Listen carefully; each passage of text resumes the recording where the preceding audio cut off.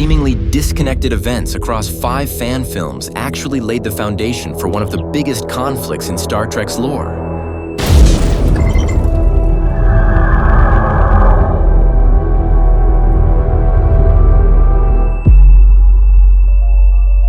In this video, we'll connect the dots between Series 1 of These Are The Voyages, a Star Trek fan production, revealing how all 5 films sowed the seeds of the Romulan War.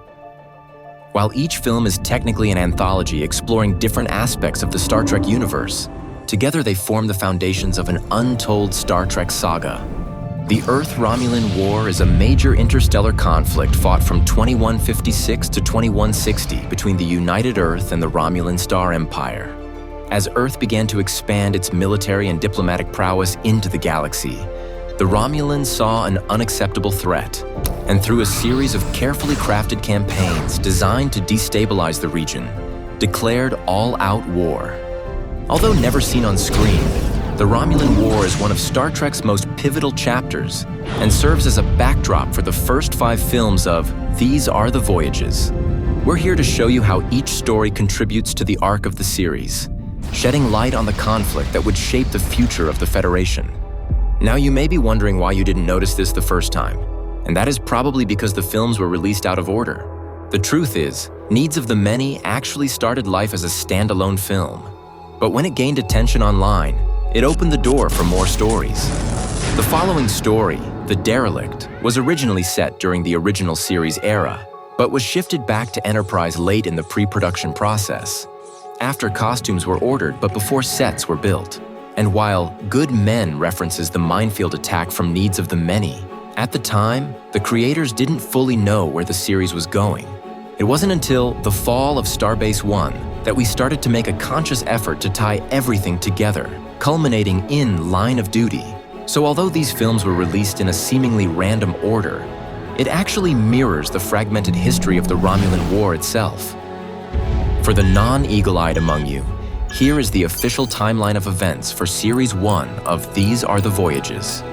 In our debut fan film, the NX-06 Endeavour encounters a cloaked mine and is disabled.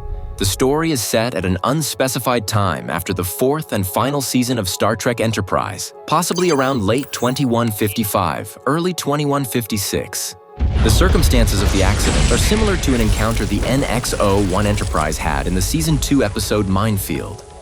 In our second film, an away team from the NX-03 Challenger board an Earth cargo ship found adrift in space where they discover a former captain on the edge of madness, seeking revenge for the loss of his family.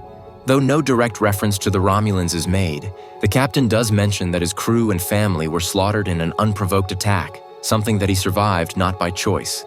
The character of Fletcher refers to him as a prisoner of war. Moving on to the third film now, where Starfleet security tracks down a suspected arms dealer in the hope he confesses to the destruction of a starship. The ship in question is, of course, the NX-06 Endeavour from Needs of the Many, meaning that this story takes place at the end of our timeline. It is revealed that 87 people were killed in that incident, and the device at the center of the investigation was a tri-cobalt explosive. Another reference to the Romulan subspace mine from the Season 2 Enterprise episode Minefield. In Film 4, Earth's first interplanetary outpost, Starbase One, is attacked by a faceless enemy.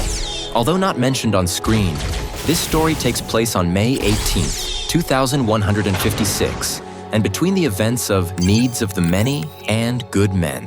In this film, the young engineer character mentions that the Romulans must have been the ones responsible for the attacks of starships and cargo ships, referring to the events of Needs of the Many and The Derelict. This also ties into the events of the Season 4 arc of Star Trek Enterprise, from Babel 1, United and the Anar.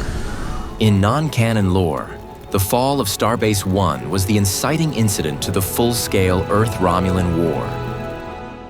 The fifth and final story takes place over the course of a year, the culmination of all the earlier films, ending with the NX-03 Challenger attempting to warn Earth about the Romulan attack on Starbase One. Brace yourself for this one. What is dubbed as Day 1 of the story, where our hero and Charlie are hiking, followed by her first meeting with the captain, take place towards the start of the timeline, just after the events of The Derelict. If you remember, the captain comments that something is stirring in the galaxy and he needs the best people on board for when it finally strikes. Day 17, our hero's important first contact with the Orul. Day 53, their little time travel trip back to World War II. And Day 118, their visit to an alien prison, all take place between the derelict and needs of the many. Day 132, where Challenger recovers the NX-06 Endeavour, takes place shortly after Needs of the Many. Line of Duty's pre-title sequence, where our hero is packing her bags, takes place an hour before the events of The Fall of Starbase 1, followed by Day 139, where the Challenger arrives in orbit of Starbase 1 and subsequently flees the invading Romulan armada, slotting in between The Fall of Starbase 1 and Good Men. Let's see that graphic one more time. Got it? Maybe we should release a poster? There are also a number of appearances by characters from the previous films. From the ill-fated NX-06 Endeavour, the ship we learn Charlie has transferred to as helmsman Ben, played by Aaron Vanderkley, is among the survivors. Jessica Niven returns as Commander Fletcher, and her ship, the NX-03 Challenger, is finally seen and heavily featured. Engineer Odell, voiced by Zach Clifford, can also be heard over the comm system to the captain. The questionable good man himself, Balak Tajor, played by Frank Humphreys, also makes an appearance in the alien prison. Finally, while our hero has signed to take up a teaching position on the colony world Starbase 1, later in the story she picks up the beginning of a communication, but the signal is cut off. This is the transmission that Mackenzie attempts to make in The Fall of Starbase 1, sending biological data on the Romulans to Starfleet. Something which would have blown the lid on the Romulan-Vulcan relationship about 100 years early. Fletcher mentions that NX-02 Columbia, commanded by Jonathan Archer's friend Erica Hernandez, was lost with all hands in battle with the Romulans.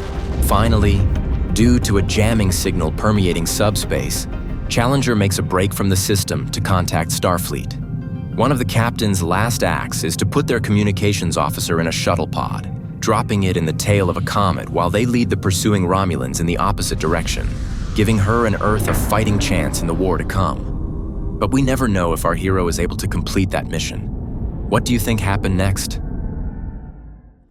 When viewed in chronological order, this anthology of films starts to tell a compelling narrative about the Romulan War's origins, building tension and laying the groundwork that leads into the first major conflict between the Romulans and Earth. Before Star Trek Enterprise was canceled in 2005, the series was already sowing the seeds of the Romulan War, setting the stage for that crucial event in Star Trek lore for subsequent seasons. Hopefully, our fan films have helped bridge that gap, offering fans a glimpse of what could have been. So did you catch all the links? Or do you need to go back to Needs of the Many and start again? Let us know in the comments below. And if These Are The Voyages revisited the Enterprise era, what parts of the Romulan War would you have liked to see explored?